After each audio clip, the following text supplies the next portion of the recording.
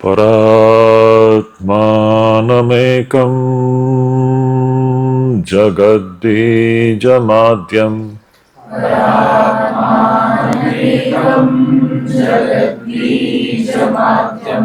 निरीहं निराकारमोकारवेद्यम्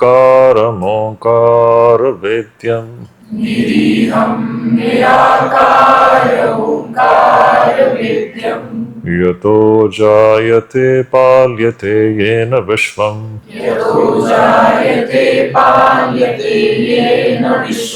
तमीशं भजे लीयते यत्र विश्वम्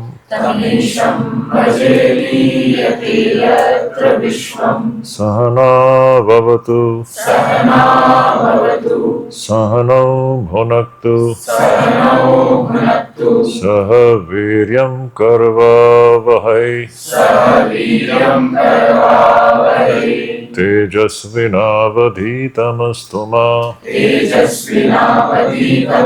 मा विद्विषावहै। ॐ शान्तिः शान्तिः शान्तिः।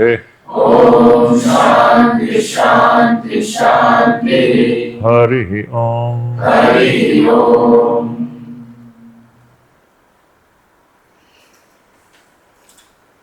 तो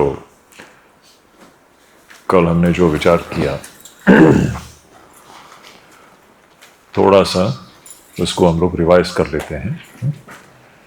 तो ये पूरा डिस्कशन शुरू हुआ था, ये 5वां प्रश्न चल रहा है हमारा। तो 5th क्वेश्चन, अनात्मा क्या है ना?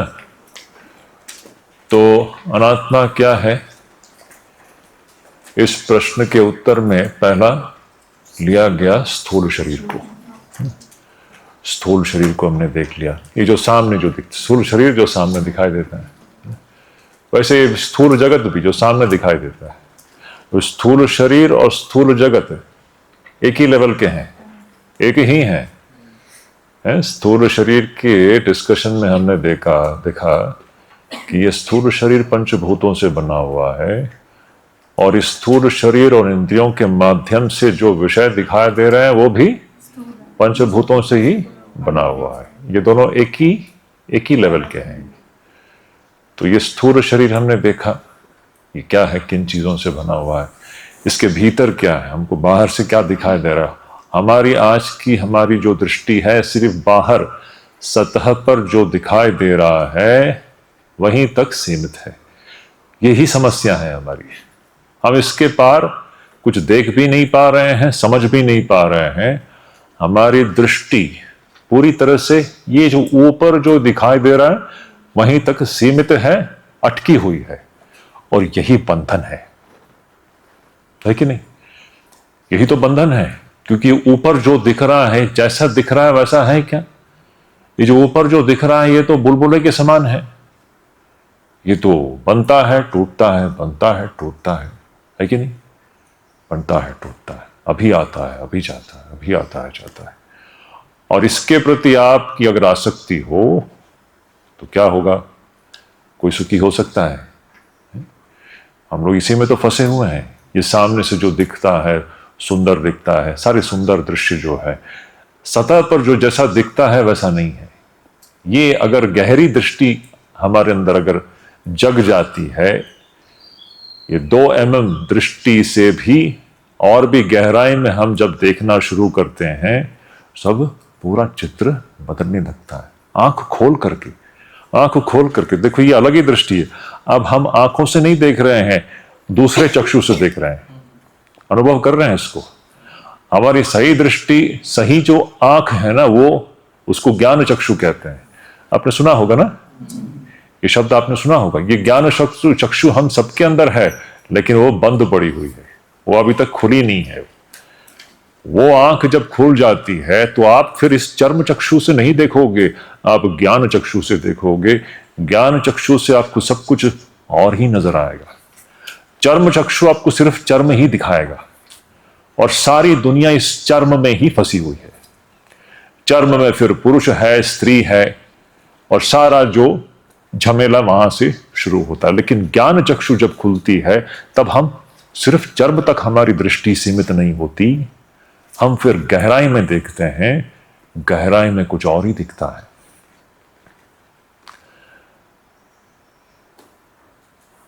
हनुमान जी क्या दिखाते हैं?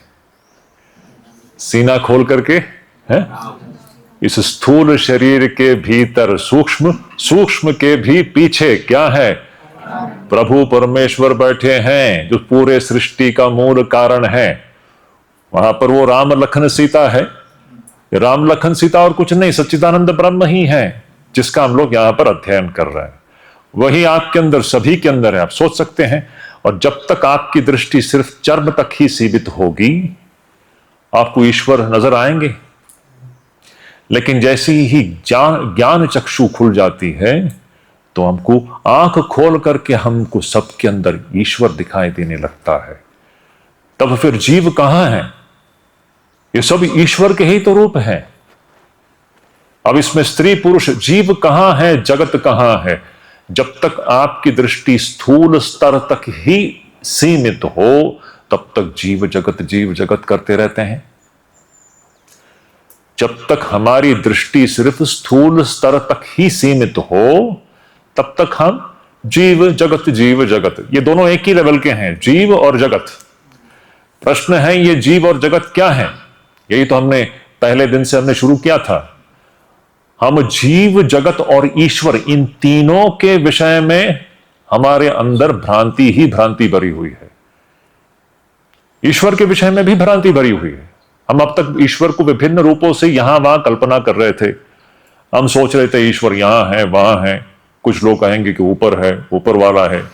ये ऊपर वाला क्या है? तो इन तीनों विषयों में हमारी जो दृष्टि जो थी, वह असम्यक दर्शन थी। हम ठीक से नहीं देख रहे थे। अब ऐसे में आपकी जो जिंदगी चलेगी, जीवन चलेगा, कैसा होगा? हम पूरी तरह से भ्रमित है कि नहीं? हम जीव को मानकर ही चल रहे हैं। हम ये मान के चल रहे हैं कि ये जीव है, लेकिन ये जीव है क्या? और हम ये मान के चल रहे हैं कि ये जो हमको ऊपर दिखाई दे रहा है, ये जगत है।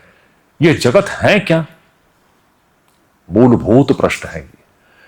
तो स्थूल शरीर को हमने जांच करके देखा, तो स्थूल शरीर के प्रति जो मोह है, यही तो सभी लोग मोहित हो जाते हैं ना। हम सभी यहीं पर फंस जाते हैं। देखिए, आप बंधन का मतलब समझ रहे हैं? हम किस बंधन से मुक्त होना चाहते हैं? यही तो बंधन है। हम जब तक सिर्फ स्थूल स्तर में जो दिखाई दे रहा है, वहीं तक जब तक हमारी दृष्टि सीमित हो, तब तक हम बंधन में हैं। तब फिर हम कोई पुरुष स्त्री को देखेगा, स्त्री पुरुष को देखेगी, और फिर उसी में तो सारा संसार फैलता है, पूरा जाल फैलता है। और उसमें हम सुखी होने की आशा करते हैं। वो आशा बड़ी बात है। उसमें हम फिर सुखी होने की आशा करते हैं, बिल्कुल उसी प्रकार जिस प्रकार मगरमच्छ के पीठ में लकड़ा समझ करके बैठकर हम नदी पार करने की आशा करते हैं। वो आशा कभी पूर्ण होता है क्या? उसी प्रकार इस स्थूल स्तर पर हम यह जो जीव समझ करके बैठे हैं ना, स्त्री पुरुष, जो चर्म दृष्टि जो है, 2 mm व्यू, इसी यहां तक सीमित रह करके इसी को फिर एक बुलबुला दूसरे बुलबुले को पकड़ेगा, पकड़कर सोचेगा कि मैं पूर्ण हो जाऊंगा या पूर्ण हो जाऊंगी, मैं सुखी हो जाऊंगा। है, अब सारे रिश्ते नाते आप पकड़ लीजिए, ये कैसा एक ऐसा एक जाल फैल गया है रिश्ते नातों का। और सब के मूल में क्या है? एक आसक्ति है। ये सब एक बुलबुले दूसरे बुलबुलों से कैसे बंधे हुए हैं? राग रूपी वो जो अदृश्य रस्सी है ना, जो ऊपर दिखता नहीं है, वो राग रूपी अदृश्य रस्सी के माध्यम से ये जितने बुलबुले हैं एक दूसरे से एकदम इस तरह से बंधे हुए हैं कि हमारा दम घुटने लगता है उसके अंदर। ये वास्तविकता है कि नहीं? अच्छा, वो जैसे वो बंधे इस आशा से बंधे हुए हैं कि हम सुखी होंगे। वो एक दूसरे से चिपकने का प्रयास करते हैं, छोड़ना नहीं चाहते। देखो, ना छोड़ने की जो वृत्ति है, ना छोड़ने की जो वृत्ति है, कितना गहरा है कि नहीं? हम कुछ छोड़ना नहीं चाहते हैं। एक बुलबुला जो है दूसरे बुलबुले को छोड़ना नहीं चाहते हैं, बस ऐसे पकड़े हुए हैं। पकड़ा, ये तो फिजिकल पकड़ना नहीं है, ये तो राग रूपी रस्सी के द्वारा हम लोग जकड़े हुए हैं, छूटता नहीं है। कोई भी व्यक्ति सुखी होता है क्या इसमें, ये प्रश्न है। तो स्थूल शरीर के जांच में हमने देखा स्थूल शरीर इस प्रकार का है। इस स्थूल स्तर पर हमें जो दिखाई देता है यही हमारे मोह का आस्पद है। इसी में मैं, मेरा, ऐसा हमारा बोध होता है। इस स्थूल शरीर को लेकर के हम समझते हैं कि मैं ये हूं और फिर ये मेरा है, ये मोह का आस्पद है। और क्या हमने देखा किस प्रकार ये इस प्रकार मोहित हो करके दूसरे बुलबुलों से ये बंध जाता है। कैसे बनता है, राग रूपी रस्सी के माध्यम से। और ये राग ऐसा एक बीमारी है, अटैचमेंट, यही समाज में, संसार में प्रेम के रूप में दिखता है। इसी को सभी लोग प्रेम समझ बैठे हैं। सर्वत्र देखो एक चीज को हम दूसरा समझ रहे हैं, इसी को हम प्रेम समझ के बैठे। ये प्रेम की तरह दिखता है और बहुत मीठा भी दिखता है, लेकिन ये मिठास कुछ ही देर में सब कड़वी होती है कि नहीं? मीठा रहता है, कड़वा हो जाता है, ये सबको पता है। सबको पता है। ये जो शारीरिक आकर्षण वाला जो है ना, ये सब शुरुआत में ही मीठा रहता है, कुछ ही देर में ये सब कड़वाहट में बदल जाती है। ये सच्चाई है, सबसे बड़ी सच्चाई है। प्रेम का शरीर के साथ कुछ लेना देना है ही नहीं। प्रेम का शरीर के साथ, ना ही शरीर के साथ कुछ लेना देना है, ना तो लिंग के साथ कुछ लेना देना है। आप स्त्री हो या पुरुष हो, इससे कुछ लेना देना ही नहीं है। ये पारस्परिक लैंगिक आकर्षण प्रेम है ही नहीं, वो तो सिर्फ मोह है, अंधापन है? वो सिर्फ एक राग मात्री है। प्रेम और ही चीज है। प्रेम तब आएगी जब आप उस कारण में पहुंचोगे। अब हम सही प्रेम, अभी आपको समझ में आएगा प्रेम का मतलब क्या है। देखो, तो इस तरफ हमने देखा ये स्थूल शरीर से हमने ये सारी सीखें हमने सीखी, और राग जो है, राग कैसे हमें मार देती है ये भी हमने देखा। उन 5 जो पशुओं के उदाहरण से, ये प्रत्येक पशु जो है उनके एक विषय के प्रति उसकी आसक्ति के कारण वह मृत्युग्रस्त हो जाती है। एक इंद्रिय विषय के प्रति उसके आसक्ति के कारण, राग के कारण वह मृत्युग्रस्त हो जाती है। हमने देखा हिरण, हाथी, पतंगा, मछली और भावरा, इन सब का पशुओं का गुण है। ये सब उदाहरण है। और फिर शंकराचार्य जी कहते हैं फिर मनुष्यों की तो बात ही क्या करे, जो 5 इंद्रियों के विषय में आबद्ध है। कितना भयंकर रूप से हम लोग आबद्ध हैं यहां पर। और ये राग, ये सारे विषय कैसे हैं? ये काले नाग के विष से भी अधिक विषाक्त है। कितना सत्य है, कितना गहरा साइकोलॉजी है इसमें। ये विषय ऐसे है कि दूर से देख कर ही व्यक्ति जो है मर जाता है यानी और कुछ नहीं, उसका जो मन है, मन का अपहरण हो जाता है। होता है कि नहीं? बिल्कुल उसका मन का अपहरण हो जाता है। या वो वस्तु जो है दूर से ही एक बार उसके मन में प्रवेश कर गया तो आपका चैन, शांति, नींद सब चली गई। ये हो रहा है। कितना बड़ा प्रोफाउंड साइकोलॉजी है ये। तो ये सब हम स्थूल शरीर के कुछ उस जांच में हमने ये सब निष्कर्ष देखे, सीखे। उसमें से बहुत बड़ा एक मुद्दा जो हमने सीखा वो है राग और प्रेम में अंतर। ये बहुत ही विचारणीय है। हमारे दैनंदिन जीवन में हमें समझना चाहिए समाज में जो दिखाई दे रहा है ये क्या है। अगर वो प्रेम हो, प्रेम कभी भी व्यक्ति को दुखी नहीं करता, लेकिन हम प्रेम के नाम पर एक्चुअली क्या चल रहा है, ये सब राग ही है। इसलिए सभी दुखी हैं। यहां पर कोई सुखी नहीं हो सकता। प्रेम में कभी भी दुख नहीं होता, प्रेम कभी कड़वा नहीं होता। राग सब समय उसमें से दुख ही निकलेगा, सुख नहीं आ सकता। ये 2 अलग चीज है। तो प्रेम क्या है, प्रेम का मूल जो स्थान कहां है हम देखेंगे। तो इस प्रकार हमने स्थूल शरीर देखा। स्थूल शरीर के पीछे और भीतर सूक्ष्म शरीर है। अभी जैसे ही हम सूक्ष्म में प्रवेश करते हैं तो देखो कि आप लिंग कितना निरर्थक हो गया ना। हम स्थूल सिर्फ ये जो 2 mm व्यू है मनुष्यों का, मनुष्यों के प्रति हमारा जो 2 mm दृष्टि जो है, यही तो हमें धोखा दे रही है। थोड़ा सा भीतर चले जाएं तो कहां इसमें लिंग है, कौन स्त्री है, कौन पुरुष है, सब तो एक समान है। और जो सूक्ष्म शरीर किन चीजों से बनी हुई हमने देखा, 8 चीजों से बनी हुई है? उसमें पंच कर्मेंद्रियां हैं, पंच ज्ञानेंद्रियां हैं, पंच प्राण है, पंच तन्मात्राएं हैं, फिर अंतःकरण है, अविद्या काम कर्म। इन 8 चीजों से बनी हुई है यह सूक्ष्म शरीर। यह भी आप नहीं हो, यह भी बुलबुला ही है। सूक्ष्म शरीर में देखिए सब कुछ सतत बदल रहा है, आपके मूड्स बदल रहे हैं। ये मूड्स, आपका जो कभी अच्छा लगना, कभी बुरा लगना, डिप्रेशन, ये सारी चीजें हैं ना आजकल बहुत कॉमन है, ये सब सूक्ष्म शरीर का खेल है। आप यह भी नहीं हो। जिस प्रकार आप स्थूल शरीर नहीं हो, उसी प्रकार आप सूक्ष्म शरीर भी नहीं हो। यह भी दिख रहा है, आप उसके भी साक्षी हो। आप स्थूल शरीर के साक्षी हो, सूक्ष्म शरीर के साक्षी हो। फिर हम इस सूक्ष्म शरीर के भी भीतर और पीछे कारण शरीर में प्रवेश करते हैं, और जैसे ही हम कारण शरीर में प्रवेश करते हैं, हम सृष्टि के मूल में ही पहुंच जाते हैं। यह अद्भुत चीज है। अब सारी सृष्टि की उत्पत्ति वहां से हो रही है, आपके कारण शरीर से हो रही है।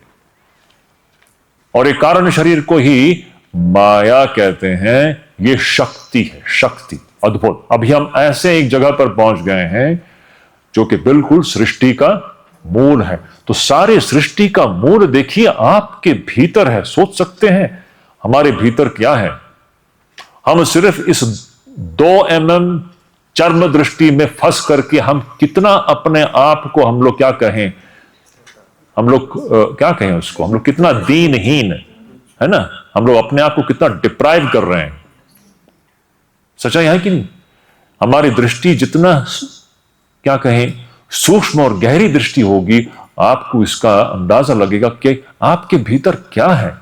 अनंत शक्ति, अनंत अनंत सीमाहीन शक्ति, सारी शक्ति वहीं से आती है। इसलिए ये कहावत है वेदांत में कि भाई आप जो चाहे आप जीवन में आप प्राप्त कर सकते हो। अभी चलो थोड़ा लौकिक दृष्टि से भी, सांसारिक दृष्टि से भी, आप सभी लोग विद्यार्थी हो, आप जो चाहे जीवन में आप प्राप्त कर सकते हो, क्योंकि वो इस संसार के वस्तुओं को प्राप्त करने के लिए भी जिस शक्ति और बल की और बुद्धि की आवश्यकता है, वो सब असीम रूप से आपके भीतर विद्यमान है।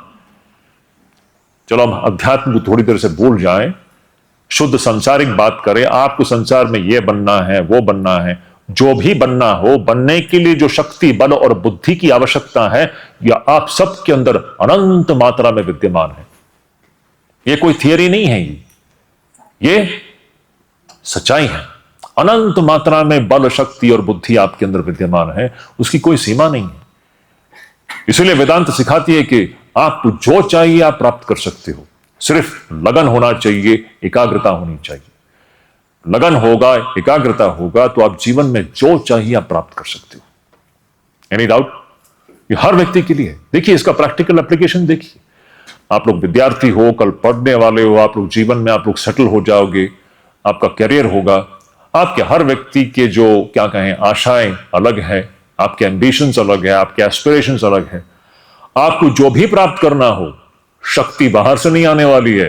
अनंत शक्ति आपके भीतर अभी ही विद्यमान है, आने वाली नहीं है, अभी भी विद्यमान है। सिर्फ इसको जानना है और उसको कैसे अभिव्यक्त करना है, बस यह सीखना है।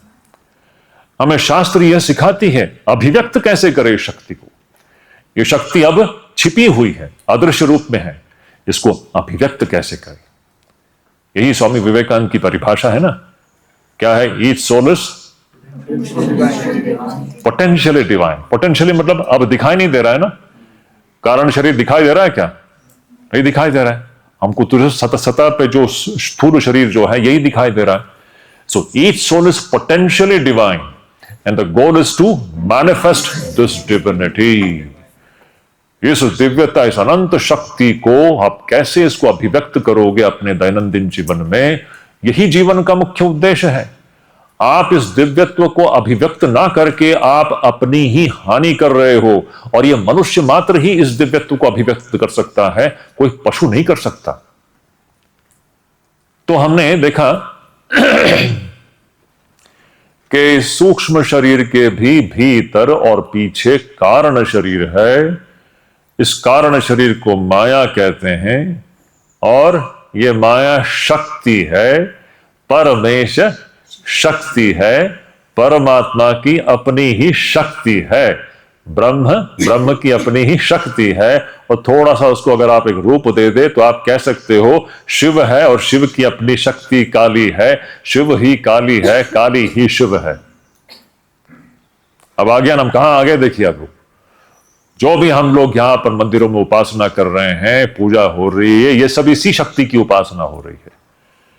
तो ये माया की परिभाषा क्या है, थोड़ा सा हम लोग दोबारा चाहें, क्योंकि बहुत ही महत्वपूर्ण मुद्दा है। आगे बढ़ने से पहले हो सकता है कि आज का पूरा दिन हम इस पर विश्वास चर्चा करें, क्योंकि यहीं पर हमें प्रतिष्ठित होना है, यहीं पर हमें प्रतिष्ठित होना है हर व्यक्ति को।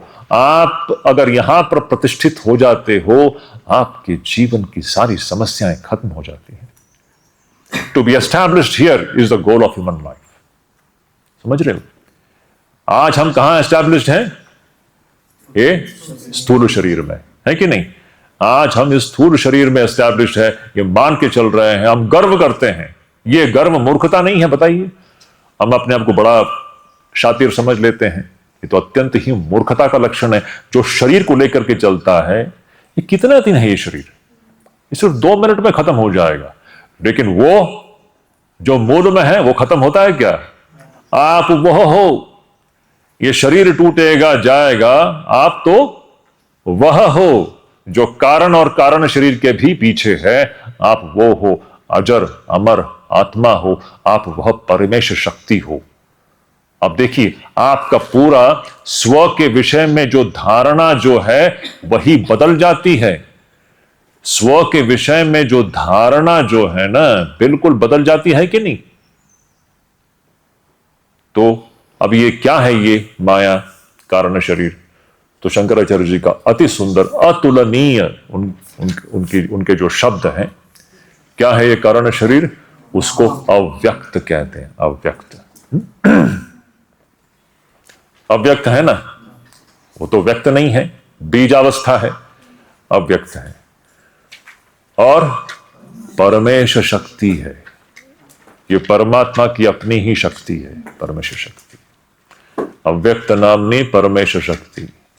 फिर क्या? अनादि अविद्या। ये जो कारण शरीर जो है, ये जो माया जो है, ये अनादि अविद्या है, ये अविद्या है, ये सत्य को ढक रही है। अब काली को आप सामने लाइए, आप काली के चित्र को आप सामने ला सकते हो यहां पर, है? वो शिव को ढक रही है, उसका नृत्य चल रहा है, ये पूरा जो है ना सत्य को ढक रही है। सत्य बिल्कुल इसके भीतर ही छुपा हुआ है, लेकिन छुपा हुआ है, सत्य इसके भीतर ही विद्यमान है। इसलिए मैं कहता हूं ना, ये तो जो सत्य है और जो सत्य सा प्रतीत हो रहा है, इसके बीच में की स्पष्टता है, विवेक। एक तो जो सचमुच सत्य, जो सत्ता विद्यमान है, इसी में वह छिपी हुई है, लेकिन ऊपर जो दिखाई दे रहा है, यह सत्य सा प्रतीत हो रहा है।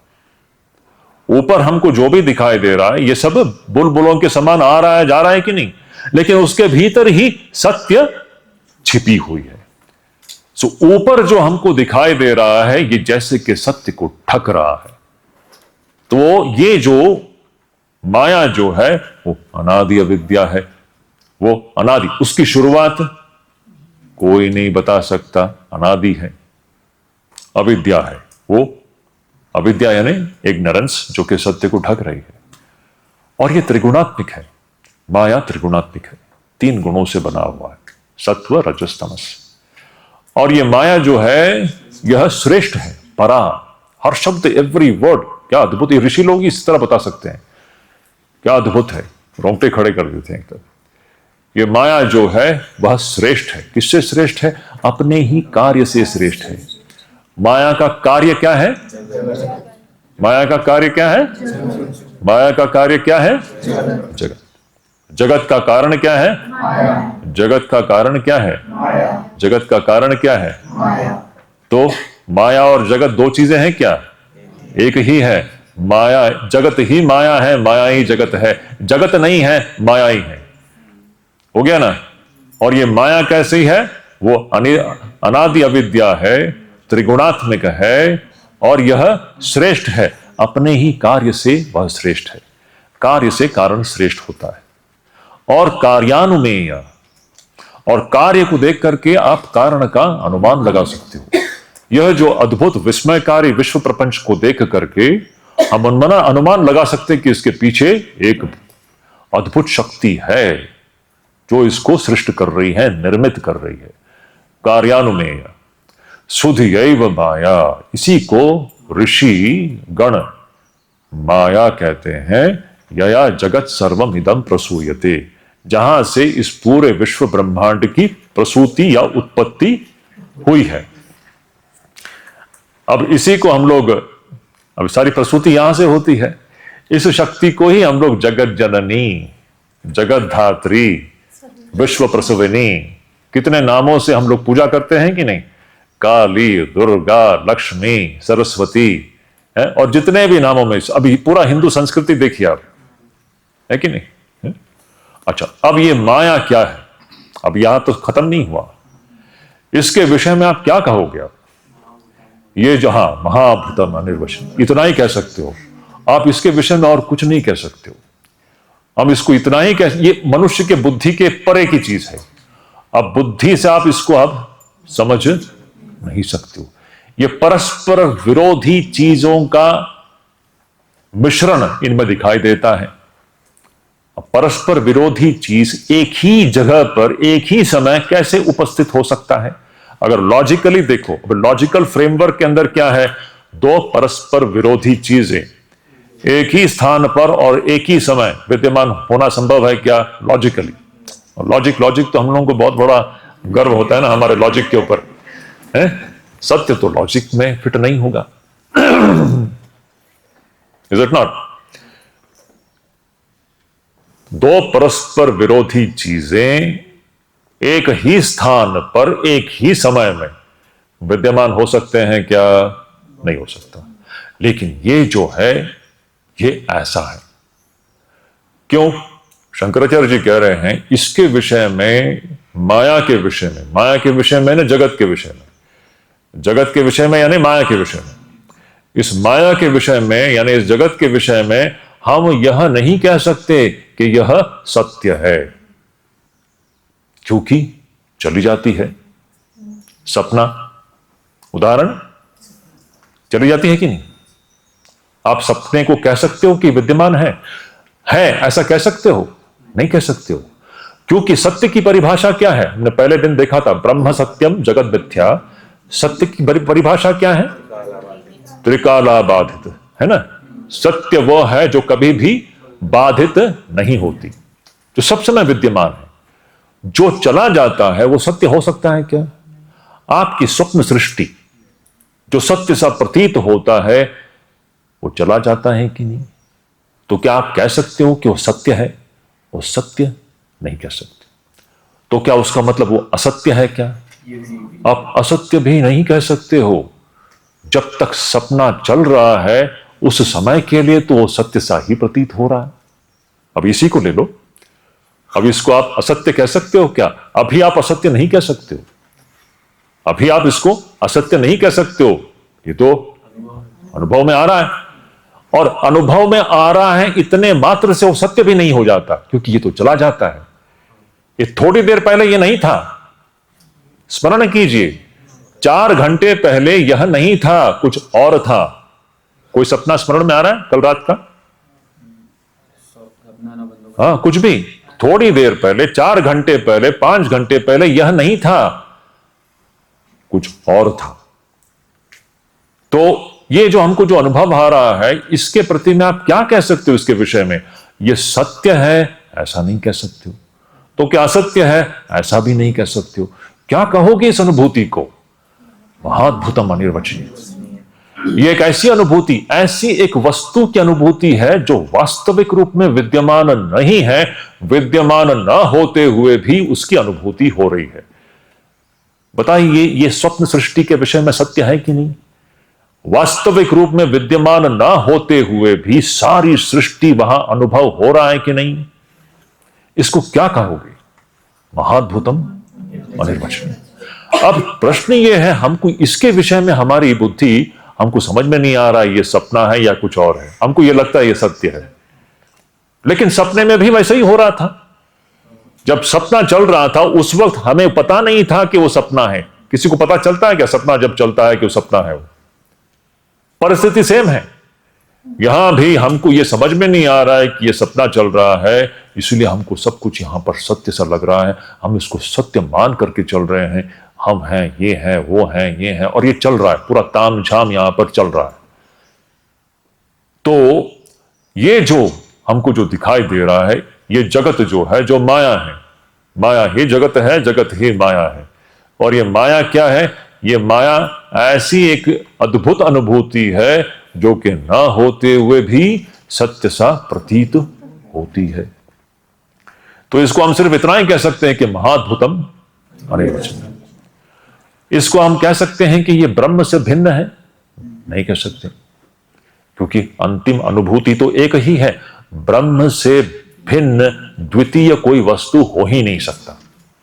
तो माया कोई ब्रह्म भिन्न द्वितीय अलग वस्तु हो ही नहीं सकती। तो क्या माया ब्रह्म से अभिन्न है? क्या अभिन्न है? ऐसा भी नहीं हो सकता, क्योंकि माया तो चली जाती है। तो क्या कहेंगे इसके विषय में? महाद्भुतम अनिर्वचनीय। क्या सुंदर है। इसको आप कैटेगराइज नहीं कर सकते हो, इसको आप एक कंपार्टमेंट में नहीं डाल सकते हो कि या चलो ये इस डब्बे में फिट होता है, इस डब्बे में ये फिट होता है। आप इसको किसी भी डिब्बे में आप फिट नहीं कर सकते हो। It doesn't fit into any compartments. You can't compartmentalise it, you can't categorise it. ये अद्भुत है। हम सिर्फ इतना ही कह सकते हैं, महाद्भुतम अनिर्वचनीय। अब इसी माया शक्ति को हम लोग हमारे संस्कृति में, उसका मैंने जैसे कल कहा, इसका सबसे सुंदर प्रतीक है काली। ये काली जो है अति सुंदर, जो हमको दिखाई देता है, एक निर्वस्त्र महिला शिव के छाती पर खड़ी हुई है और उसका नृत्य चल रहा है। अति सुंदर उसका नृत्य चल रहा है। ये हमको जो भी दिखाई दे रहा है, बताइए ये उसी काली का नृत्य चल रहा है। अब देखिए दृष्टि बदल जाएगी आपकी। आप आंखें खोल करके सर्वत्र एक दिव्य दर्शन करना शुरू कर दोगे। जीवन दिव्य है, मृत्यु दिव्य है, बीमारी दिव्य है, सेहत दिव्य है, सब में इस काली का नृत्य चल रहा है। अब क्या कंप्लेन करोगे आप? कंप्लेन करने के लिए कोई बचता है? अब रोने के लिए कोई स्थान है? किसको लेकर के आप रोओगे?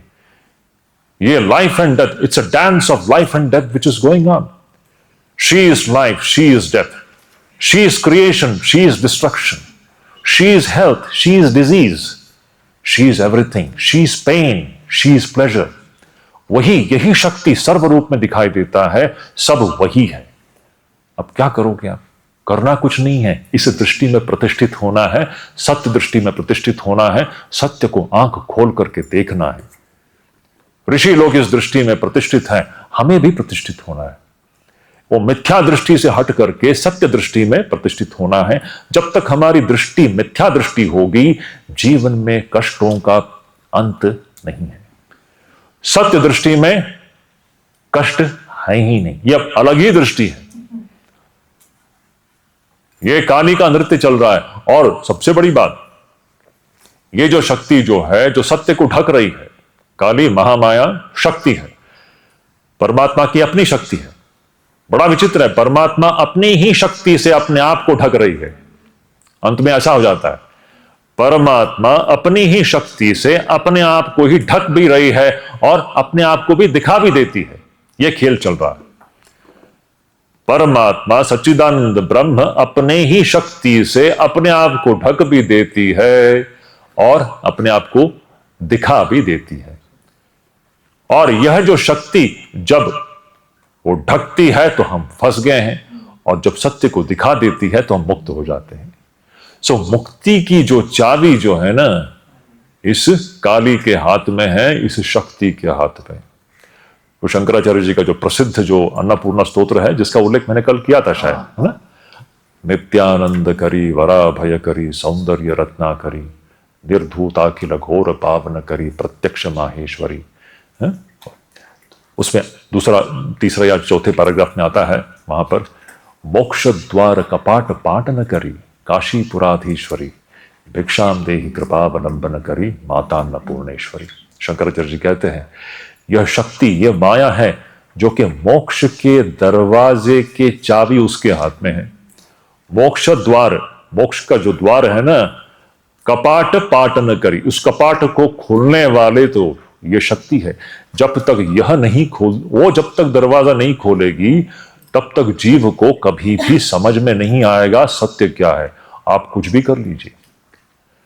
तो ये जो शक्ति है, माया शक्ति है, जिसको हमने काली नाम दे दिया, आप उसको काली कह लीजिए, दुर्गा कह लीजिए, लेकिन काली सबसे सुंदर प्रतीक है, इसका अति सुंदर प्रतीक है।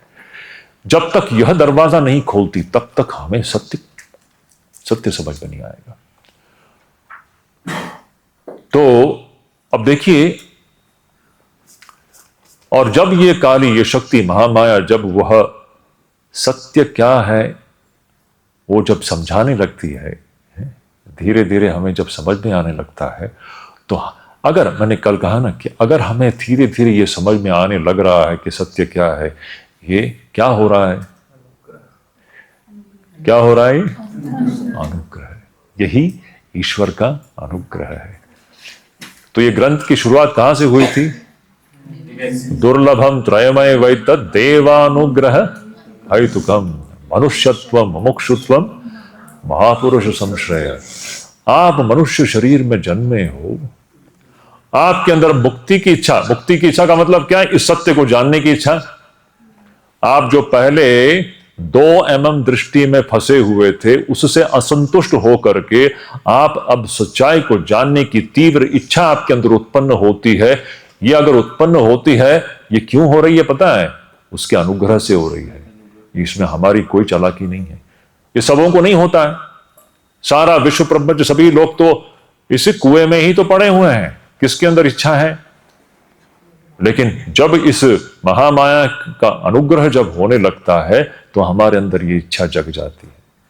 फिर किसी महापुरुष का आश्रय हमको मिल जाता है, वो सब उसी का अनुग्रह है। उस प्रकार से वह जीव जो है वह सत्य को जान लेता है, या जीव के सामने सत्य प्रकट होते हैं महामाया के अनुग्रह से। जीव क्या जानेगा? हम क्या जान सकते हो? वो हमें दिखा देती है, इसलिए हमारी आंखें खुल जाती हैं। तो मैं अक्सर ये प्रश्न करता हूं, आप लोग जो यहां मायावती आए हो, आप लोग यहां आए हो? प्रश्न है।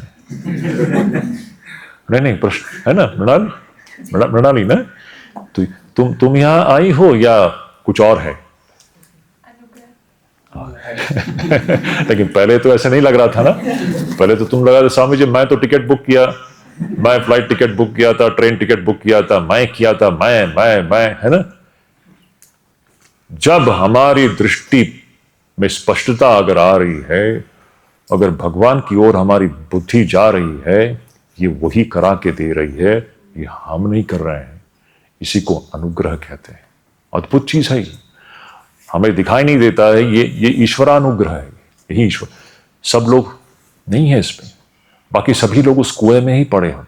अब हमारे सामने विकल्प ये है, अब ये तो ठीक है, अभी हमने इस 10 दिनों में, जो भी कितने दिनों में ये जो चल रहा है, इसमें आपको जो भी समझ में आया, इसके आगे क्या? इसको चाहे तो आप छोड़ भी सकते हो, आपका विकल्प है। या अगर इसको आप इसी रास्ते पर आगे बढ़ोगे तो आपका जीवन एक अलग ही प्रकार का होगा, वो अलग ही प्रकार का होगा, आनंदमय जीवन होगा, सही आनंद।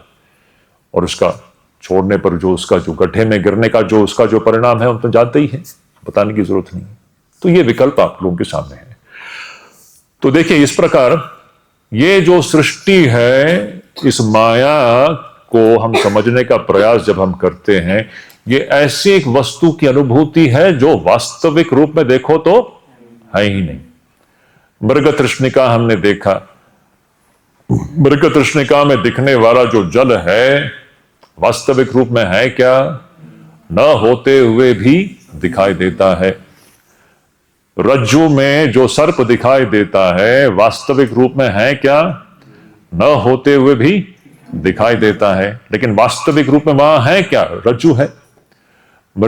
रेगिस्तान में जो मरुमरीचिका जो दिखाई देती है वहां पर वास्तविक रूप में क्या है? रेत ही है।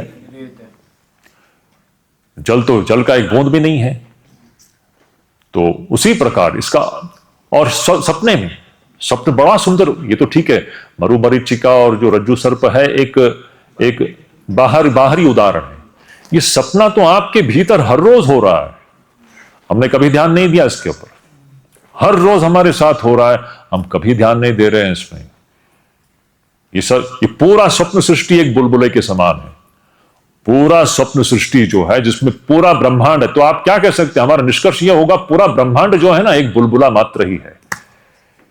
पूरा जो विश्व ब्रह्मांड है एक बुलबुला मात्र ही है। और ये बुलबुला कहां उठ रही है?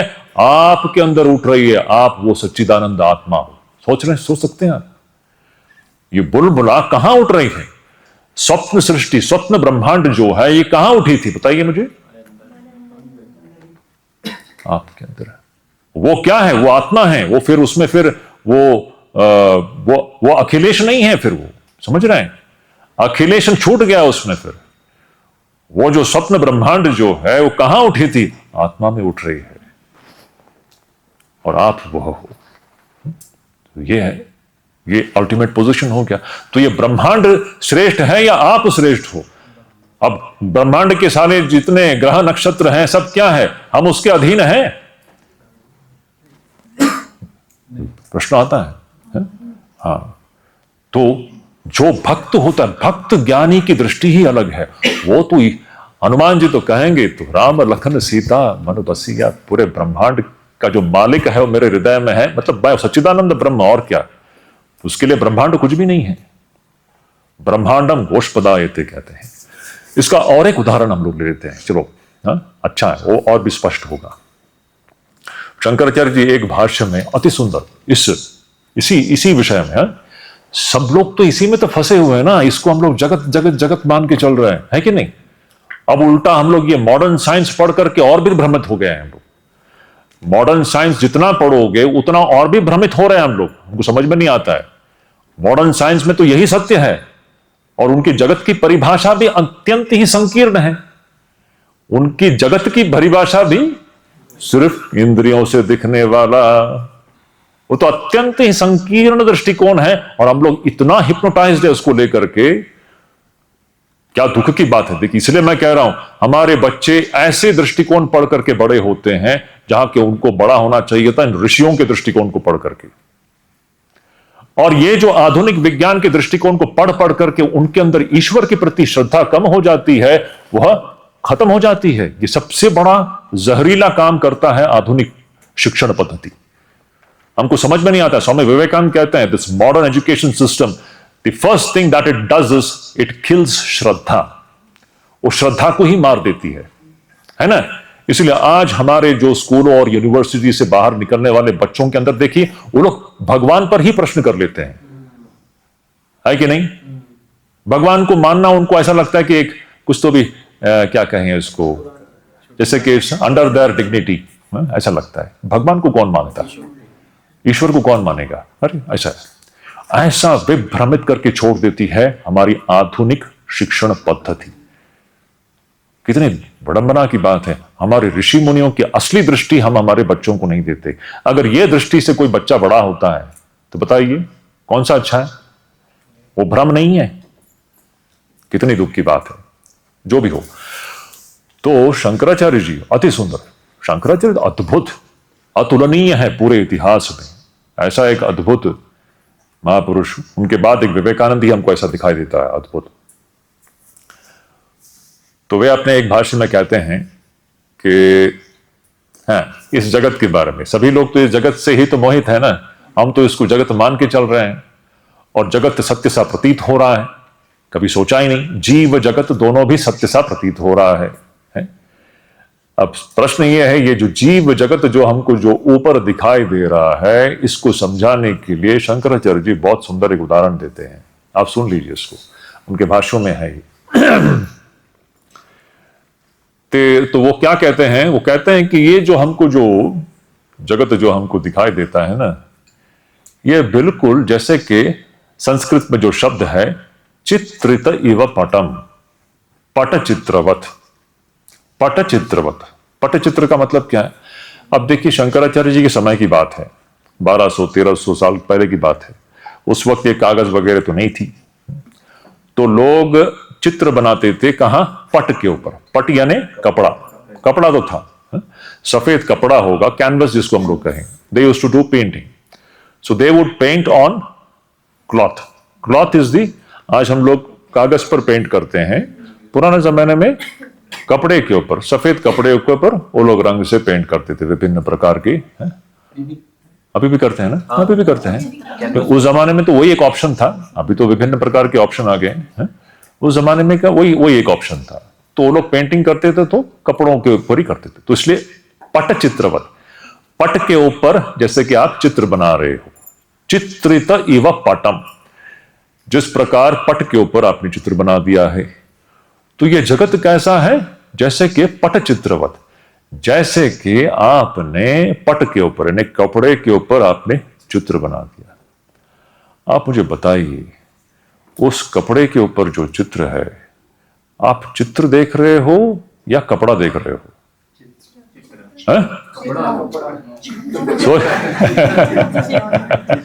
आप जब उस चित्र को देख रहे हो, मेरा प्रश्न यह है, समझ लीजिए सामने ये कपड़ा है, और उसके ऊपर सुंदर, मैं एक उदाहरण दे रहा हूं, बात देखने के लिए कुछ नहीं है। सामने एक कपड़ा है और वो उसके ऊपर एक सुंदर हिमालय का चित्र है, नदी है, सब कुछ है। आप उसकी ओर देख रहे हो, मुझे बताइए आप क्या देख रहे हो? आप कपड़ा ही देख रहे हो, समझ में नहीं। अच्छा, चित्र देखते वक्त हमको समझ में नहीं आता, आपकी आंखें कहां टिकी हुई है, लेकिन कपड़ा का बोध हमें नहीं है, चित्र का ही बोध हो रहा है। समस्या ये है, आप जब उसको देख रहे हो, हमें बोध किसका हो रहा है? चित्र का। लेकिन है क्या? क्या सुंदर उदाहरण है। ये सारा विश्व प्रपंच बिल्कुल उसी समान है, एक चित्र के समान है। हमारी दृष्टि जो है इस चित्र पर टिकी हुई है, लेकिन इसके पीछे का जो कपड़ा है वो हमको दिखाई नहीं दे रहा है, वो ईश्वर है। क्या अति सुंदर, ये बिल्कुल ऐसा ही है। ये सामने जो चित्र दिखाई दे रहा है, जीव जगत रूपी जो चित्र हमको जो दिखाई देता है, ये कहां दिखाई दे रहा है? ईश्वर रूपी कपड़े में दिखाई दे रहा है। इसके मूल में ईश्वर है ना, वही तो हम खोज रहे हैं। स्थूल शरीर छोड़ करके सूक्ष्म में प्रवेश कर दिए, सूक्ष्म छोड़ करके हम लोग कारण में पहुंच गए, तो कहां फिर हम कपड़े में पहुंच गए हैं? तब तो हम कपड़े में पहुंच गए ना। यही हुआ। अब मैं और एक उदाहरण दे रहा हूं आपको। अब शंकराचार्य जी के समय में तो यह पट और चित्र ही था, तो वो पटचित्रवत कहते हैं। अब आज अगर शंकराचार्य जी आ जाए तो वो कहेंगे पटचित्रवत नहीं, चलचित्रवत। मूवी आप देख लीजिए, दैट इज द बेस्ट। अब शंकराचार्य जी के समय तो मूवी नहीं था ना, चलचित्र तो नहीं था, पटचित्र ही हुआ करता था। तो इसलिए भाष्य में उन्होंने पटचित्र का उन्होंने उदाहरण दिया। आज के दृष्टिकोण से देखिए तो चलचित्र इसका अत्यंत ही सुंदर उदाहरण है। सिनेमा, आप मुझे बताइए, हम सभी लोग सिनेमा देखे हैं, हम लोग बचपन से हम लोग सिनेमा देखकर ही बड़े हुए हैं, सिनेमा घरों में गए हैं, हमने देखा है। आप 2 घंटे 3 घंटे आपने सिनेमा घर में जाकर के आपने सिनेमा देखा। प्रश्न ये है, आपने क्या देखा? अभी आप बोल रहे हो, अभी तो आप बोल रहे हो, लेकिन नहीं तो हम लोग क्या कहेंगे? हमने सिनेमा देखा। अच्छा, आप सिनेमा देखते वक्त किसी को पर्दे का बोध है क्या? किसी को नहीं है। हम सिनेमा में ही अटके हुए हैं। हम 3 घंटे सिर्फ पर्दा ही देख रहे थे, हमको कभी समझ में ही नहीं आया ये बात। सत्य है कि नहीं? 3 घंटे आप सिर्फ पर्दा ही देख रहे थे। अब दूसरा कई प्रश्न है इसमें। अब पर्दे में जो दिखाई दिया उसके विषय में आप क्या बोलोगे? आप कह सकते हो क्या वो सत्य है? वो सत्य है ऐसा नहीं कह सकते हो, क्योंकि तो चला जाएगा। तो उसका मतलब क्या है, वो असत्य है क्या? ऐसा भी नहीं कह सकते हो, क्योंकि जब चित्र चल रहा है, सिनेमा चल रहा है, तो आप तो बिल्कुल डूबे हुए हो उसमें। तो उस विषय में आप क्या कहोगे? महाद्भुतम। वो जो सिनेमा जो है उसके विषय में क्या आप यह कह सकते हो कि सचमुच विद्यमान है? क्या सिनेमा सचमुच विद्यमान है? लेकिन विद्यमान सा लगता है कि नहीं? जो सचमुच विद्यमान नहीं है, विद्यमान न होते हुए जो विद्यमान सा प्रतीत होता है, उसको क्या कहोगे? महाद्भुतम अनिर्वचनीयम। कैसी अद्भुत अनुभूति है! वहां सच्चाई में क्या विद्यमान है? पर्दा ही विद्यमान है। पर्दा हमको दिखाई नहीं दे रहा है, और जो विद्यमान सा प्रतीत हो रहा है, हम वहीं पर अटके हुए हैं। दूसरा प्रश्न, ये जो सिनेमा जो है, ये क्या पर्दे से भिन्न है? कह सकते हो उसको? हम ऐसा कह सकते हो कि पर्दे से भिन्न कोई द्वितीय वस्तु है? सिनेमा तो है ही नहीं ना। आप कह सकते हो कि सिनेमा है वहां पर। आप उस सिनेमा में कहीं भी आप अपना उंगली रख दीजिए, उंगली कहां पहुंचेगी? पर्दे में पहुंचेगी। सिनेमा है वहां पर। अच्छा, सिनेमा में इतने सारे वहां पर पात्र हैं, कोई हीरो है, कोई हीरोइन है, आप उस हीरो के ऊपर अपना उंगली रख दीजिए, उंगली कहां पहुंचेगी? तो वो जो जीव जो है वो क्या है? पर्दा ही है कि नहीं? जीव ब्रह्मैव। समझ में आ रहा है अब? ब्रह्म सत्यम जगत मिथ्या, पर्दा सत्यम सिनेमा मिथ्या। और उस सिनेमा में दिखने वाले जितने पात्र हैं वो सब क्या है? पर्दा ही तो है। शंकराचार्य का अद्भुत सत्य है ये सत्य है। तो उस सिनेमा के विषय में आप क्या कहोगे? आप कह सकते हो कि वो पर्दे से भिन्न है? पर्दे से भिन्न है ऐसा नहीं कह सकते हो। क्या पर्दे से अभिन्न है? अब अभिन्न है वो भी नहीं कह सकते हो। क्या कहोगे इस सिनेमा के बारे में? महाद्भुतम अनिर्वचनीयम। ये माया सृष्टि है, ऐसी एक वस्तु की अनुभूति जो कि ना होते हुए भी विद्यमान सा हमको लगता है। और हम सब, और जब तक ये माया का पर्दा हटता नहीं, माया जब तक हटती नहीं है तब तक पर्दे का ज्ञान नहीं होता। जब तक ये माया हटती नहीं है तब तक पर्दे का ज्ञान नहीं होता। और अगर हमारे अंदर ये ज्ञान होने लगी है, ये स्पष्टता आने लगी है, तो वो माया के अनुग्रह, इस शक्ति के, इस परमेश शक्ति के अनुग्रह से ही हो रहा है। ये समझना चाहिए। तो ये सारे विभिन्न पहलुए हैं इस विषय पर। तो ये हम लोग अभी कारण शरीर में पहुंच करके देखो, हम लोग सीधे ईश्वर में पहुंच गए हैं। ये मैं पहले से कह रहा था कि if you dig into the human being, what emerges? Is it not a fact? And if you dig into the world, what emerges? God emerges. So where has the जीवा and world gone? तो वास्तविक रूप में जीव और जगत है क्या? ईश्वर ही है, परमेश्वर शक्ति ही है। कहां है जीव? आप कह सकते हो, अज्ञान में आप कहोगे कि जीव है, कोई स्त्री है, कोई पुरुष है।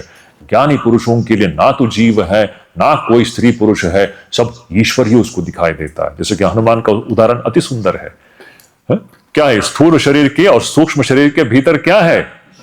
ये वो हनुमान के लिए ही सत्य है ऐसा नहीं, हम सबके लिए सत्य है। क्या सुंदर है।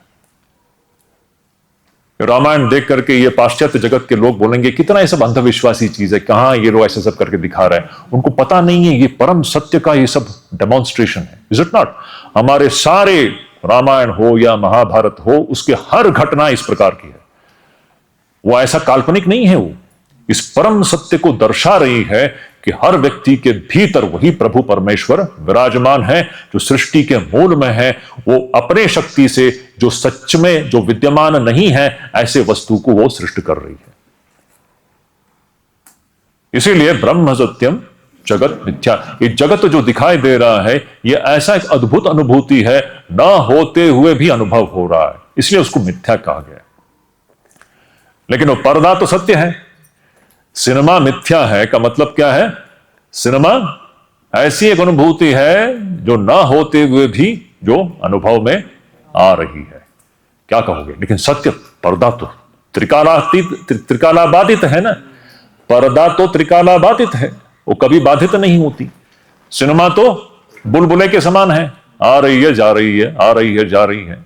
पर्दा सब समय है, आप वो पर्दा हो, हम सब वह पर्दे हैं। हमारे अंदर ही ये सारी सृष्टि प्रकट भी हो रही है बुलबुले के समान, आपके अंदर वो सृष्टि प्रकट हो रही है और अदृश्य हो रही है। आप सृष्टि से भी ऊपर हो, पूरे ब्रह्मांड से भी ऊपर हो। प्रभु परमेश्वर हमारे हृदय में बैठे हुए हैं, ये दृष्टिकोण है। तो ये सारी बातें हमको कारण शरीर से हमको यह सीखना था। तो ये है। तो हमको एक बात दोबारा, हमको जो हमको जो दिखाई दे रहा, तो अंत में अब ये हो जाएगा कि यहां जो भी दिखाई दे रहा ये सब क्या है? परमेश्वर शक्ति ही है। ये जो भी हमको दिखाई दे रहा है ये सब क्या है? परमेश्वर शक्ति है। काली का नृत्य चल रहा है यहां पर। और ये क्या काली क्या है? वो शिव ही है, शिव ही काली है, काली ही शिव है, ब्रह्म ही शक्ति है, शक्ति ही ब्रह्म है। ये शक्ति का नृत्य चल रहा है यहां पर। उसको अगर एक रूप में देखना हो तो काली सबसे सुंदर रूप है, भयानक रूप है, लेकिन सबसे बड़ा वो भयानक। अज्ञानी को भयानक लगता है, ज्ञानी तो उससे प्रेम करेंगे। हमारा प्रेम का विषय तो ये काली है। इसीलिए श्री रामकृष्ण परमहंस से अति सुंदर, इससे बढ़कर सुंदर सत्य का प्रतीत नहीं हो सकता। ये शक्ति कैसे सत्य को ढक रही है, शिव को ढक रही है। ये पूरा जो खेल जो चल रहा है, सृष्टि स्थिति प्रलय अविरत चल रहा है। यहां पर काली का नृत्य चल रहा है। सोच के देखो, आप थोड़ा सा कल्पना कर सकते हो, कितने जीव जंतु, इसी क्षण कितने बच्चों का जन्म हुआ है, पता है हमको? इसी क्षण कितने बुलबुलों का जन्म हुआ है कि नहीं? पूरे सृष्टि में, सिर्फ मनुष्य जाति में ही नहीं, सिर्फ मनुष्य जाति में ही नहीं, हम कल्पना कर सकते हैं काली का नृत्य चल रहा है। सृष्टि स्थिति प्रलय इसी क्षण। सिर्फ मनुष्य स्पीशीज की बात नहीं कर रहा हूं, सभी स्पीशीज में कितने बुलबुलों का जन्म हुआ, और इसी क्षण साथ ही साथ कितने बुलबुले गायब हो गए। सृष्टि स्थिति प्रलय। अब रोना क्या है इसमें, या खुशी भी क्या मनाना है? यह वास्तविकता है। This is the reality. सृष्टि स्थिति प्रलय यहां पर सतत अविरत चल रही है। शक्ति का खेल है, इसी काली का नृत्य चल रहा है यहां पर। और वही यहां पर सब रूप में है, सब रूप में। यहां जो भी है वही है। अब आपने वो पढ़ा होगा ना, या देवी सर्वभूतेषु शक्ति रूपेण संस्थिता, निद्रा रूपेण संस्थिता, लज्जा रूपेण संस्थिता। सब वही है यहां पर, जो भी है मात्र रूपेण संस्थिता। अब देखिए, यहां पर जो भी है वही सब उसी एक शक्ति का ही रूप है। वही बीमारी है और वही स्वास्थ्य भी है। तो अगले बार देखिए, हर चीज की ओर देखने की दृष्टिकोण ही बदल जाएगी। जब बीमारी आएगी, भक्त उसको गले लगा लेती है। अब इसका मतलब ये नहीं आप डॉक्टर के पास नहीं जाओगे, जरूर जाइए डॉक्टर के पास क्योंकि डॉक्टर भी वही है, समझ रहे हो? डॉक्टर भी वही शक्ति का रूप है, तो जरूर जाइए। लेकिन अगर बीमारी ठीक नहीं होती, कोई ऐसी बीमारी होती जो ठीक नहीं होती, तो वो उसको स्वीकार कर लेगा, हंस के स्वीकार कर लेगा। उसमें भी वो ईश्वर को ही देखेगा। There's no complaint. You understand? The whole vision is different now. बीमारी भी वही है, स्वास्थ्य भी वही है, दुख भी वही है। वही दुख के रूप में आती है, कष्ट के रूप में आती है, और सुख के रूप में भी वही आ रही है। क्या कहोगे? इसलिए फिर सुख दुख समान हो गया इस व्यक्ति के लिए। अब देखिए, दृष्टि बदल जाएगी आपको। सुख दुख समदृष्टि आती है। ये समदृष्टि, ये ज्ञान दृष्टि है। देखिए, ज्ञान दृष्टि में क्या होता है? समदृष्टि आ जाती है। सुख दुख समान है, फिर पेन एंड प्लेजर समान, जीवन मृत्यु समान। ये परस्पर विरोधी चीजें एक ही जगह पर एक ही समय विद्यमान है ना, इसी को महाद्भुतम अनिर्वचनीय कहते हैं। ये बुद्धि के परे की बात है, लेकिन ये सबसे बड़ी सच्चाई है हमारे जीवन। इस दृष्टि में प्रतिष्ठित होना, यह मनुष्य जीवन का। अब इस दृष्टि को आप रख करके आप अपनी लाइफ को लीड कीजिए, कैसा रहेगा बताइए आप? This is the vision of a wonderful free life. अब आप मुक्त पुरुषों की तरह जियोगे, उस दीनहीन बंधे हुए बेड़ियों में जकड़े हुए गुलामों की तरह नहीं है। एक बुलबुला दूसरे बुलबुले से चिपक करके समझते हैं कि हम सुरक्षित हैं, यह सुरक्षा है।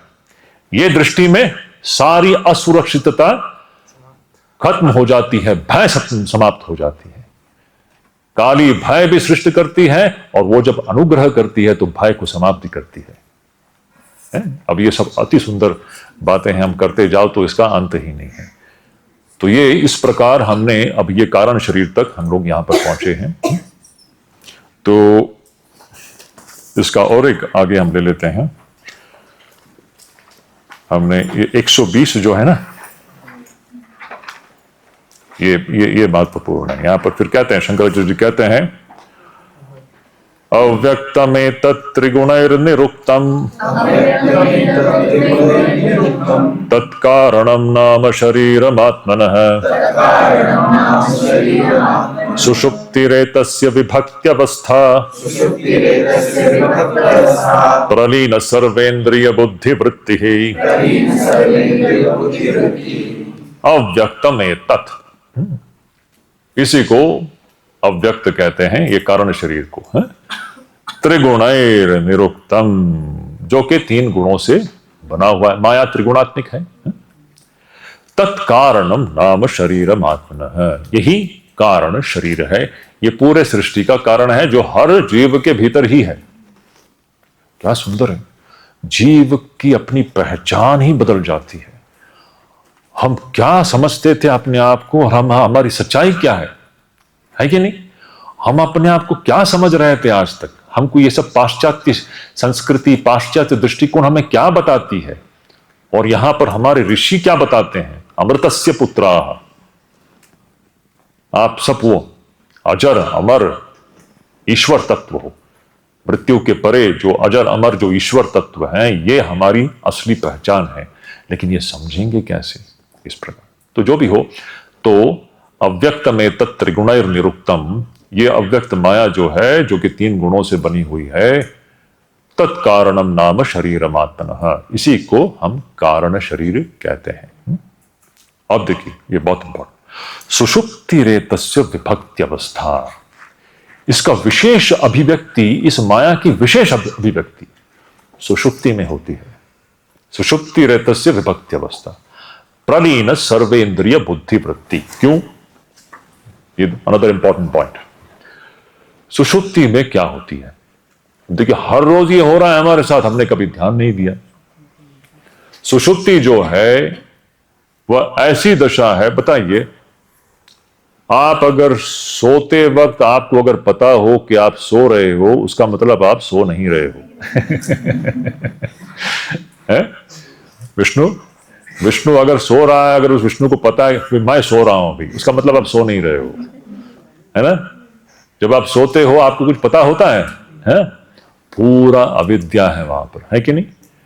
आपको सोते वक्त आपको पता हो कि आप सो रहे हो, उसका मतलब आप सो नहीं रहे हो, आप सोने का आप नाटक कर रहे हो, है ना? हम लोग सोने का नाटक अच्छा कर लेते हैं। अब दूर से कोई दरवाजा खट, मैं अभी सो रहा हूं, अब सो कहां रहे? आप तो जगह हो, है ना?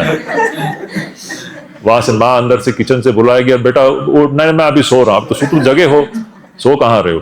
अगर सो रहे हो तो आपको आवाज सुनाई नहीं देगा। वेरी इंपॉर्टेंट पॉइंट, है ना? तो सुषुप्ति में होता क्या? सुषुप्ति में पूरा अंधकार है, इट्स टोटल डार्कनेस, अविद्या। डेफिनेशन चाहिए, ये ऋषियों की क्या अद्भुत अनादि अविद्या। अब उस निद्रा कब शुरू हुआ? वो अंधकार कब शुरू हुआ? उसका कौन निर्णय कर सकता है? तो ये सुषुप्ति रेतस्य विभक्ति अवस्था, ये माया का जो विशेष जो स्थान है वो सुषुप्ति है। अंधकार है ना, माया का काम क्या है? ढक, अंधकार, अज्ञान। अब देखिए, सुषुप्ति से उठने पर आपकी अनुभूति क्या होती है? कोई भी हम जब भी हम अच्छी, सब सोच लिया आप 2 घंटे अच्छी तरह से सो गए, गाढ़ निद्रा की बात कर रहे हैं जिसमें सपना भी नहीं है।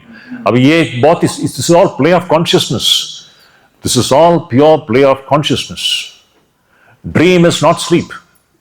सपने में भी आप सोए नहीं हो, वो बिल्कुल इसी प्रकार है। इनफैक्ट इसलिए सपना देखते वक्त हम थक जाते हैं, उसमें थकावट ही होती है। गाढ़ निद्रा जो है, गाढ़ निद्रा में हम, गाढ़ निद्रा से जब हम उठते हैं, समझ लीजिए आप आधे घंटे के लिए गाढ़ निद्रा में गए, गाढ़ निद्रा से जब हम उठते हैं तो हमारी अनुभूति या हमारी उस अनुभूति के विषय में हमारे शब्द क्या होते हैं? मैं सुख से सोया था, कुछ पता ही नहीं चला, है कि नहीं? कुछ पता नहीं चला। So it's a universal experience, वो अमेरिका में हो या ऑस्ट्रेलिया में हो, हर जीव जंतु का जो भी निद्रा में जाता है, वहां से बाहर निकलता है तो उसकी अनुभूति क्या होती है? मैं सुखपूर्वक आनंद में था और कुछ भी नहीं जाना। कुछ न जानना, यह निद्रा की विशेषता है। स्वप्न में आप जब स्वप्न से बाहर आओगे तो आप नहीं कहोगे कि मैंने कुछ नहीं जाना, मैंने स्वप्न देखा। लेकिन निद्रा से जब आप बाहर आते हो, कुछ नहीं जाना, मैं सुखपूर्वक आनंद। और दूसरी बात, आप जब निद्रा से बाहर आते हो, सारे थकावट से आप मुक्त होकर के आते हो। क्यों? कभी सोचा है वो क्या है हमारे अंदर? अभी देखिए, आनंद कहां है, बाहर है या भीतर है? विषयों के पीछे भागना, दूसरे बुलबुलों में डुबोना आनंद है? आनंद का खजाना हमारे भीतर पड़ा है। हम लोग हर रोज निद्रावस्था में कहां जा रहे हैं? इसी कारण शरीर में जा रहे हैं, इसी कारण शरीर में, जो कि ईश्वर है। तो सारा आनंद कहां है? ईश्वर में नहीं है। जगत में आनंद है क्या? बाहर के विषयों में आनंद है। ऐसी जो हमारी धारणा है, यह सबसे बड़ी भ्रांति है। इसको आप अभी आप इस पर, आज का आपको इस पर सोचना होगा। बाहर के विषयों में आनंद है क्या? आप बाहर के विषयों को भोग करके करके थक जा करके आप सो जाते हो, है कि नहीं? आप 10 घंटा मूवी देखोगे, आप थक जाओगे, थकावट के कारण आप सो जाओगे और नींद में जाकर के आप फ्रेश होकर के बाहर आते हो, सारी थकावट दूर होती है। तो सारा जो ऊर्जा कहां से आ रही है और सारा आनंद भी कहां से आ रहा है? बाहर से आ रहा है क्या? हम एक एक्सपेरिमेंट कर सकते हैं। तो तुम्हारा नाम क्या है? रोहित। रोहित, हम एक्सपेरिमेंट कर लेंगे। तुम्हें एक कमरे में बंद कर दिया जाएगा, है? एक एक्सपेरिमेंट है, डरो मत, सिर्फ एक्सपेरिमेंट है। ये सब हमने बड़ों से सुना है, वही तुम्हें बता रहा हूं, लेकिन ये सब सच्चाई है, ऋषियों की वाणी है। सब एक एक्सपेरिमेंट करते हैं। तुम्हें हमने कमरे में बंद कर दिया है। उस कमरे के अंदर इस जगत के जितने भी इंद्रिय भोग के वस्तु हैं, सब उपलब्ध है। आप जो भी कल्पना कर लीजिए, आपके जो 10 इंद्रियां हैं, पंच ज्ञानेंद्रिय, पंच कर्मेंद्रिय, उन सभी इंद्रियों के भोग वस्तु वहां पर आपको उपलब्ध है। फ्रीली, जितना चाहिए आपको उपलब्ध है। आप शरीर और इंद्रियों से सब प्रकार के भोगों में अपने आप को डुबो दीजिए, ठीक है? जिसके लिए दुनिया पागल हो रही है ना। दुनिया तो यही समझ रही है कि विषयों में आनंद है, विषयों में डुबो। एक बुलबुला दूसरे बुलबुले में डूब करके लगता है कि वो सुखी हो जाएगा। आप डूबिए, सब कुछ उस कमरे में उपलब्ध है। आप स्वेच्छा से, स्वच्छंद रूप से आप सब भोग कर सकते हैं, लेकिन एक कंडीशन है, आपको सोने नहीं दिया जाएगा। आपको सोने नहीं दिया जाएगा। आप सिर्फ भोग करते रहिए। सारे भोग उपलब्ध है, पंच ज्ञानेंद्रिय, पंच कर्मेंद्रिय के सारे भोग उपलब्ध है, लेकिन आपको सोने नहीं दिया जाएगा। एक वहां पर एक आदमी खड़ा होगा डंडा लेकर के, जैसे ही तुम्हें नींद आएगी ना, वो मारेगा तुम्हें। तुम मुझे बताओ, तुम कितने देर सरवाइव कर पाओगे? कितनी देर सरवाइव कर पाओगे? निद्रा के बगैर हम मर जाएंगे या पागल हो जाएंगे। Can you remain without sleep? We cannot remain without sleep. The meaning is that you cannot remain without God. That is the meaning. You can remain without everything else, but you can't remain without God. निद्रा में हम हर रोज ईश्वर संबंध बना लेते हैं, हम ईश्वर के साथ एक रूप हो जाते हैं, वहां से हम एकदम फ्रेश होकर के बाहर आते हैं। सारे फ्रेशनेस का मूल जगह कहां है? ईश्वर है, विषय नहीं है। विषय में हम थक जाते हैं, थक करके हम ईश्वर के गोद में हम गिर जाते हैं निद्रा में, वहां से दोबारा फ्रेश होकर के हम बाहर आते हैं और दोबारा हम विषयों के पीछे भागते हैं। यही चल रहा है हमारे जीवन में। यहां पर हमारा बैटरी डिस्चार्ज हो रहा है, और चार्ज होने के लिए हम लोग निद्रा में जाते हैं। निद्रा में हमारा बैटरी चार्ज होता है कि नहीं? यहां पर हम सिर्फ बैटरी को डिस्चार्ज कर रहे हैं। यहां आप जितना हम विषयों में डूब रहे हैं, हम अपने बैटरी को डिस्चार्ज कर रहे हैं, और थक करके हम निद्रित अवस्था में चले जाते हैं। निद्रा में जाना यानी बिल्कुल ईश्वर के गोद में जाना, ईश्वर से एक रूप हो जाते हो। परमानंद है कि नहीं? नींद से उठती है तो हमारी अनुभूति क्या है? क्या आनंद था। अच्छा बताओ, उस आनंद की कोई तुलना है? मुझे बताइए, आप कोई भी विषय भोग को ले लीजिए, निद्रा में जो आनंद है, उस आनंद, उस प्रगाढ़ आनंद का किसी भी विषय भोग के साथ तुलना है? ये सब बड़ा इंडिकेटर्स हैं। सच्चाई कहां है, बाहर के विषयों में या आपके भीतर?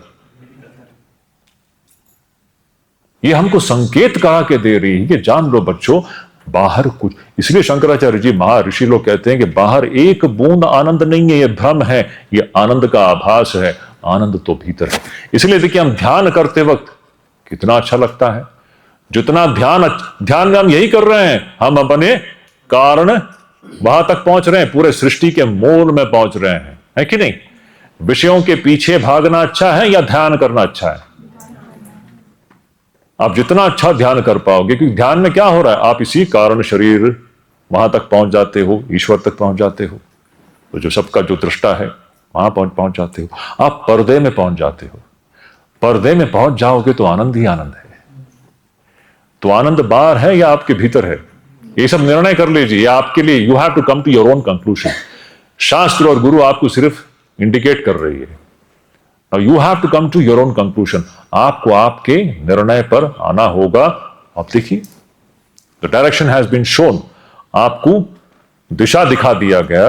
अब आप करके देखिए, अब इसको वेरीफाई करना है, इसको जीवन को जीना है। इस प्रकार का जीवन को जी करके देखिए। अब आप ऐसे चित्र आपके सामने रखिए। रमण महर्षि ऐसे क्यों हैं? लंगोटधारी रमण महर्षि जी ऐसे क्यों हैं? वो तो विषयों के पीछे नहीं भाग रहे हैं।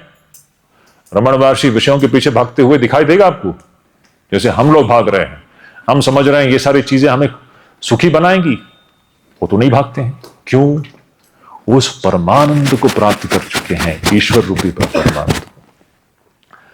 रामकृष्ण परमहंस को आप देख सकते हैं ऐसे, तो परमानंद को प्राप्त कर चुके हैं। विवेकानंद, शंकराचार्य जी, सब महापुरुष लोग कैसे हैं? So see, always keep these figures in front of you। इसलिए मैं आप लोगों से कहूंगा, आप लोग वापस जाने के बाद आपके टेबल पर इन महापुरुषों का चित्र होना चाहिए। They tell us where सही आनंद कहां है। आपको सब समय they will be reminding you कि जीवन में सही आनंद कहां है। सही आनंद विषयों में नहीं है, आपके भीतर ही है। पूरा ब्रह्मांड आपके भीतर है। कहां आप बाहर भटक रहे हो भाई? कहां आप बाहर भटक रहे हो? बाहर कुछ भी नहीं है। जो आप ढूंढ रहे हो वो आपके भीतर ही है, बाहर कुछ भी नहीं है। But you have to come to your own conclusion. आपको अब ये सब जो आपने पढ़ा सुना, आप इस पर गहन चिंतन कीजिए, परख करके देखिए, और आप खुद अपने निश्चय और निर्णय पर आपको आना होगा। तो इस प्रकार देखिए, तो ये जो अभी हमने जो श्लोक पढ़ा, अव्यक्तमेतत् त्रिगुणय निरुक्तम, ये अव्यक्त जो माया है, जो कारण शरीर है, ये त्रिगुणात्मिक है। तत्कारणम नाम शरीरमात्मना, इसी को हम लोग कारण शरीर कहते हैं। और सुषुप्ति एतस्य विभक्ति अवस्था, इसका जो विशेष स्थान सुषुप्ति है। अब देखिए, सुषुप्ति कारण है ना, सुषुप्ति से ही तो ही जागृत और स्वप्न की उत्पत्ति होती है। पूरे विश्व प्रपंच की उत्पत्ति तो सुषुप्ति से हो रही है। हर रोज सुषुप्ति से जागृत और स्वप्न की उत्पत्ति होती है, और जागृत और स्वप्न सुषुप्ति में ही विलीन होती है। हर रोज हो रहा है कि नहीं? सृष्टि स्थिति प्रलय हर रोज हो रहा है, आपके भीतर हो रहा है। ये जागृत और स्वप्न की उत्पत्ति कहां से हुई? सुषुप्ति से ना, एनी डाउट? सुषुप्ति जो कारण शरीर है, सुषुप्ति ही कारण शरीर है। ये जागृत और स्वप्न की उत्पत्ति कहां से हुई? सुषुप्ति से। और सुषुप्ति में ही यह जागृत और स्वप्न की प्रलय भी हो रहा है। और ये तीनों भी जो है ना, ये सृष्टि स्थिति प्रलय जो चल रहा है, जागृत स्वप्न सुषुप्ति, जागृत स्वप्न सुषुप्ति रूपी सृष्टि स्थिति प्रलय, ये दैनंदिन चली रहा है। यही इस शक्ति का खेल है, इस काली का खेल है। काली का नृत्य चल रहा है। तो ये नवीन दृष्टि, शास्त्र दृष्टि हमको प्रदान किया गया है। ये तो अभी अंतिम इसका निर्णय क्या होगा, हम यहां जो भी देख रहे हैं ये क्या है, माया है। माया क्या है? शक्ति है, परमेश्वर शक्ति है, काली है, ऐसा कह लीजिए। अब उसको माया मत कीजिए, अब उसको कहिए काली है ये, है ना। ये हम जो भी देख रहे हैं ये क्या है? काली है, शक्ति है। शक्ति का नृत्य चल रहा है, काली का नृत्य चल रहा है। अब क्या कहोगे? वो काली क्या है? वो पर ब्रह्म ही है, शिव ही है। शिव ब्रह्म ही काली है, काली ही ब्रह्म है, ब्रह्म ही शक्ति है, शक्ति ही ब्रह्म है। अब जीव जगत कहां है? हम अज्ञान में जीव जगत देखते हैं, ज्ञानियों को जीव जगत नहीं दिखता, उसको सिर्फ यहां पर परमेश्वर शक्ति ही दिखता है। ब्रह्म, ब्रह्म की शक्ति, ये सब ब्रह्म, ब्रह्म की शक्ति, यानी आप इसको ऐसा भी ले सकते हो, सगुण ब्रह्म। तो ये सब क्या है फिर? सगुण ब्रह्म हो गया ना। ये पूरा हम जो देख रहे हैं ब्रह्म ही देख रहे हैं, ये सगुण ब्रह्म है। जीव और जगत कहां है बताइए? ये सगुण ब्रह्म है। अज्ञानी इसको जीव जगत कहेगा, ज्ञानी कहेगा ब्रह्म ही है। अब सिद्धांत क्या है उपनिषदों का? ब्रह्म से भिन्न कुछ है क्या? ब्रह्म ही है, ब्रह्म से भिन्न, ब्रह्म से अतिरिक्त कुछ है ही नहीं। हमको जो लगता है कि ब्रह्म से भिन्न द्वितीय वस्तु कुछ है, यह अज्ञान के कारण है और कुछ नहीं। तो ये हमारे इस चर्चा का यहां पर हम लोग आज इसका समापन यही कर लेते हैं। ओम शांति शांति शांति। हरि ओम तत्सत।